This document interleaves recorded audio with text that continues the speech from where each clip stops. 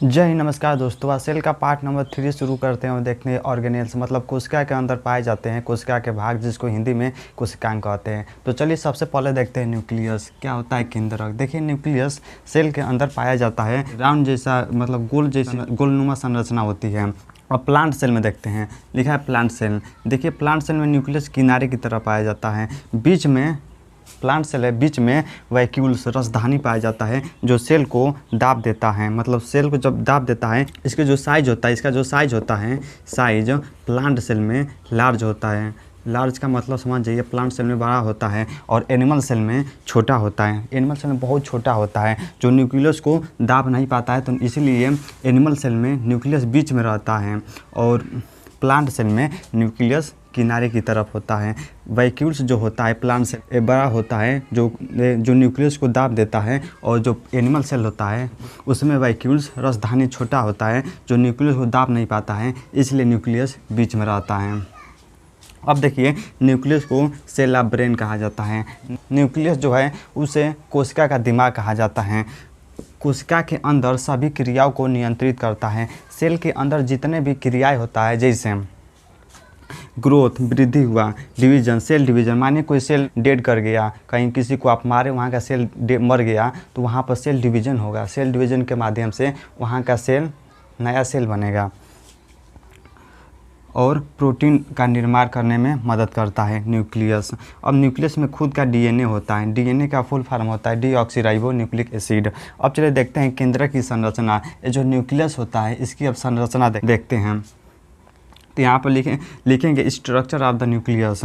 जो ये न्यूक्लियस है इसको हम निकाल कर लाते हैं। सबसे ऊपर न्यूक्लियस के सबसे ऊपर का मेम्ब्रेन को बोलते हैं न्यूक्लियर मेम्ब्रेन। कोशिका न्यूक्लियस के ऊपर के मेम्ब्रेन को बोलते हैं न्यूक्लियस मेम्ब्रेन। देखिए ये न्यूक्लियस हो गया, मानिए न्यूक्लियस हो गया, ठीक।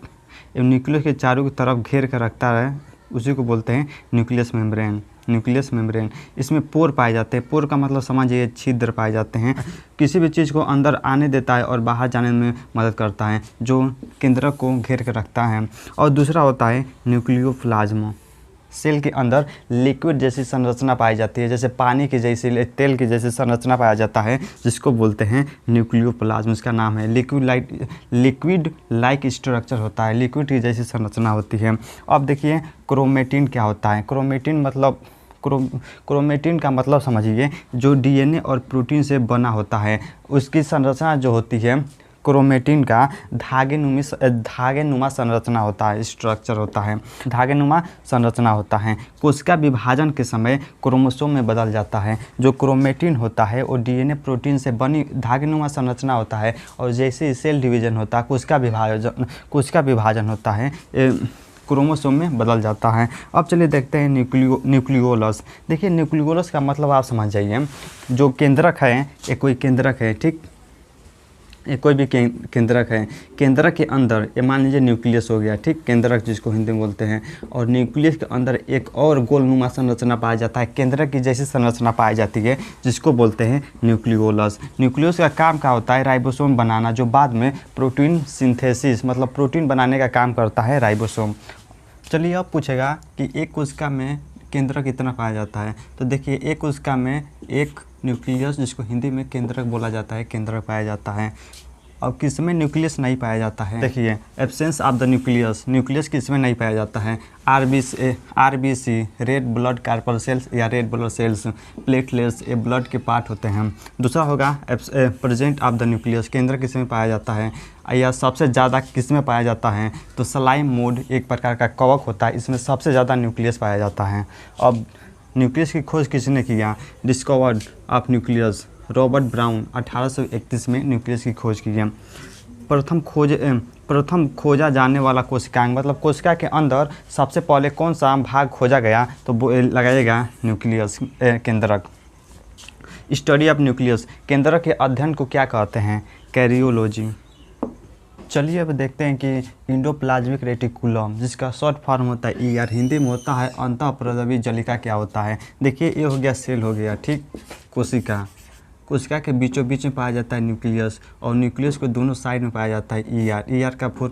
ईआर का फुल फॉर्म होता है इंडोप्लाज्मिक रेटिकुलम, जो जो सेल होता है सेल को इंडोस्केलेटन का कार्य करता है। मतलब इंडोस्केलेटल का मतलब समझिए जो सेल को मानिए उठा कर रखता है, दबने नहीं देता है।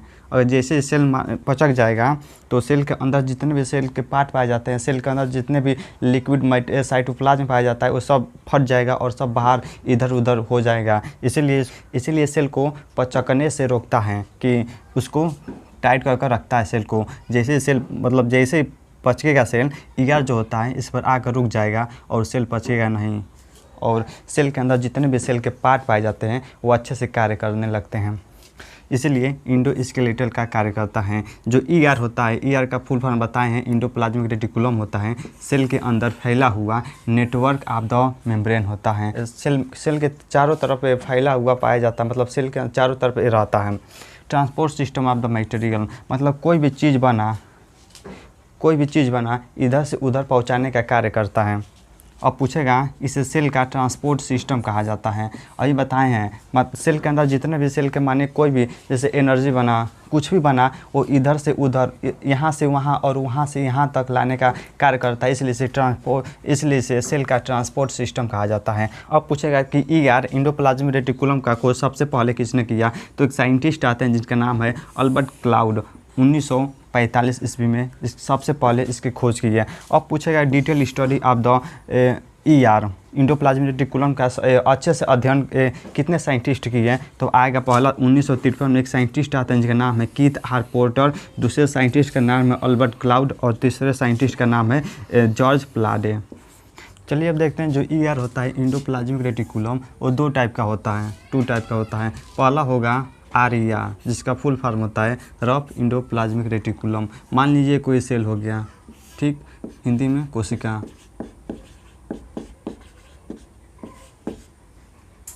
कोशिका के अंदर ईआर पाया जाता है।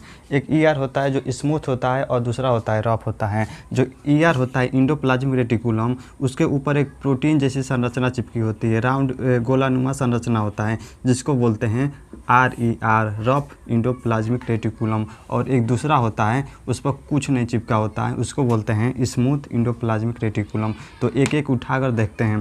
पहला उठाएंगे आरईआर रफ इंडोप्लाज्मिक रेटिकुलम जो होता है, इसको उठाकर लाते हैं यहाँ पर। देखिए जो ईआर होता है, ई जो होता है इंडोप्लाज्मिक रेटिकुलम होता है, रफ वाला होता है। उस पर इंडोप्लाज्मिक रेटिकुलम को पहले निकालेंगे और वहाँ से लाएंगे। उस पर एक प्रोटीन जैसी संरचना चिपकी होती है जिसको बोलते हैं राइबोसोम।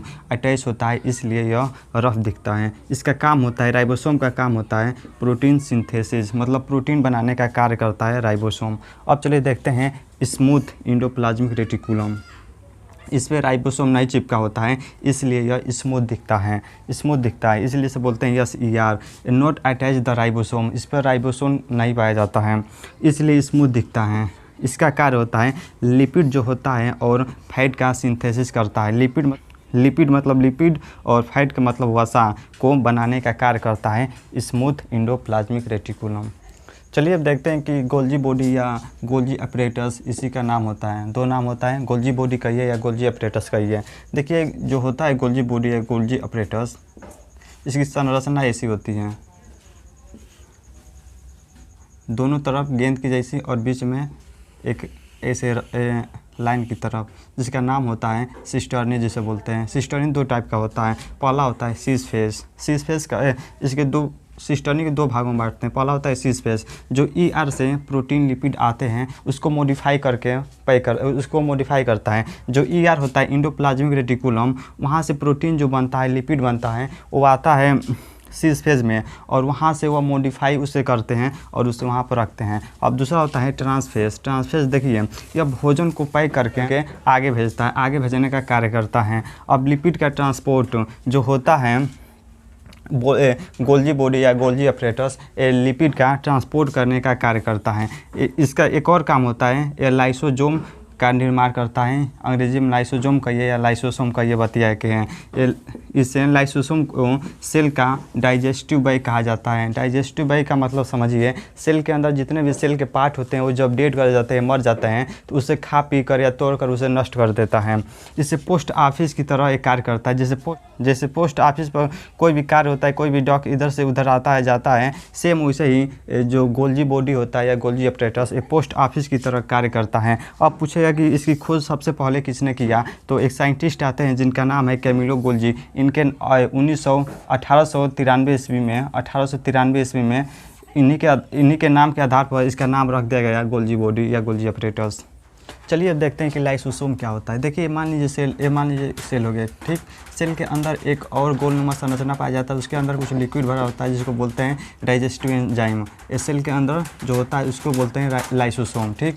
लाइसोसोम के अंदर डाइजेस्टिव एंजाइम भरा होता है जिसका नाम होता है प्रोटीज, लाइपेज और कार्बोहाइड्रेट भरा होता है। देखिए इस सेल के अंदर आए वेस्ट मटेरियल, मतलब सेल के अंदर जितने भी सेल के पार्ट होते हैं वो जब मर जाते हैं या डेड कर जाते हैं तो उनको खा पी कर या तोड़ कर उसे ख़त्म कर देता है।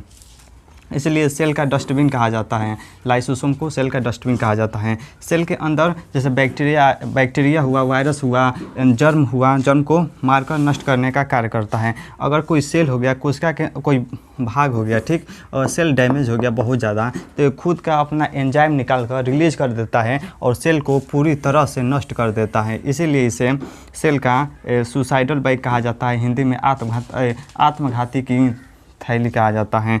अब पूछेगा कि इसकी खोज सबसे पहले किसने किया, तो एक साइंटिस्ट आते हैं जिसका नाम है क्रिश्चियन डी डुबे। 1955 में इसकी खोज की है।